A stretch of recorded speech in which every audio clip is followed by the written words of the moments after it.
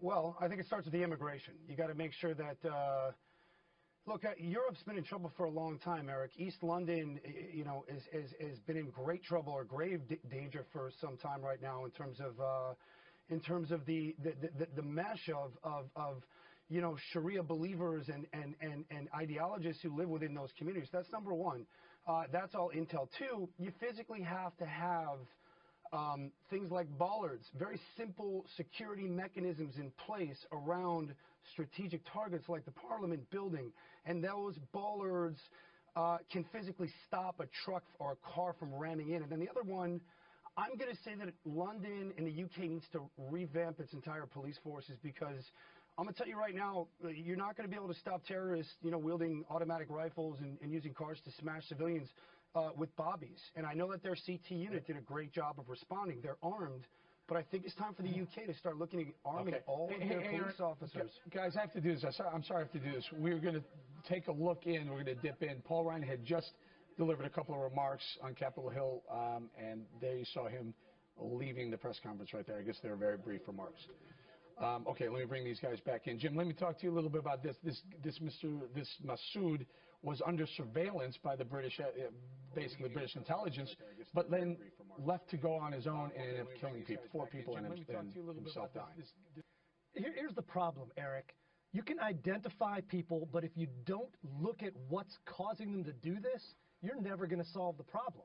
I mean, there's an issue right now with, I don't care whether it's homegrown terrorism, I don't care how they kill people. They're killing for a cause, and we need to accept that, and we need to deal with that. Pew International is a lovely liberal organization that polled Muslims worldwide, asked them a simple question: do you support suicide bombing that kills civilians? 28% said some form of yes. That's hundreds of millions of people around the world who believe they can kill non-believers to further their cause, and believers.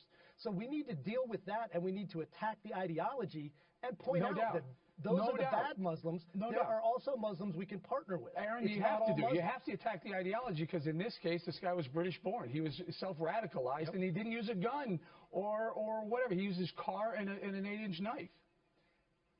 And what these are tactics. Go ahead, Jim. Go ahead.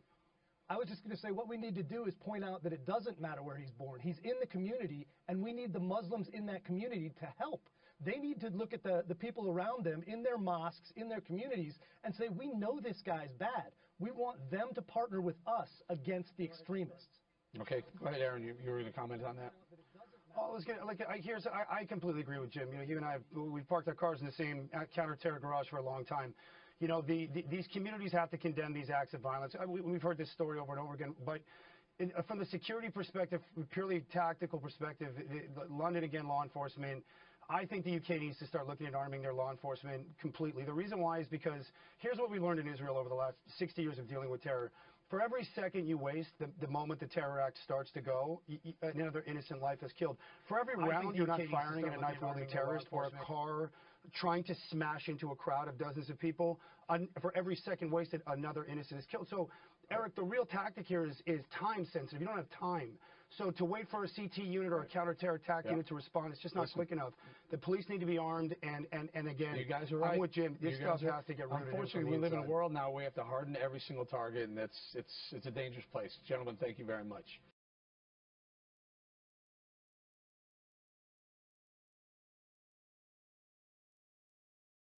All right, so joining me now, Republican Congressman Adam Kinzinger. He has met with President Trump on this bill and will no doubt be burning the midnight oil to find a solution. Good to see you tonight, Congressman. Thanks. What's the mood there? Well, it's everybody's interested, right? We're all waiting. I think we don't know exactly where the vote count is. That's hidden, and that's changing every day, every moment. We want to get this done. We want to move forward. We want to follow through on the promises we made to the American people. And we've got a conference that's happening here very soon. We're going to probably talk about this and figure out the steps going forward. But ultimately, we have to be able to get to yes. And that's the difference between being in charge now versus being an opposition party, which we've played in the past.